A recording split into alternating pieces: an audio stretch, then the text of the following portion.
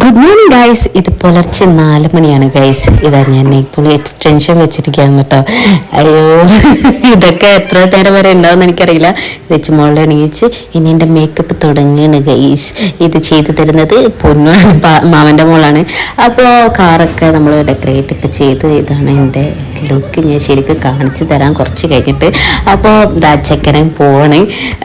അമ്പലത്തിലെത്തി. അമ്പലത്തിൽ നിന്നാണ് കേട്ടോ കല്യാണം ഉണ്ടായിരുന്നത്. കുറച്ച് ക്ലിപ്പ് മാത്രമേ എൻ്റെ കയ്യിലുള്ളൂ. ഞാനാണ് മുടിയൊക്കെ പൊന്തിച്ചിട്ട്, എനിക്കാണെങ്കിൽ ടെൻഷനായിട്ട് എന്താ പറയാ, ആ ഒരു അവസ്ഥ ഉണ്ടായിരുന്നു.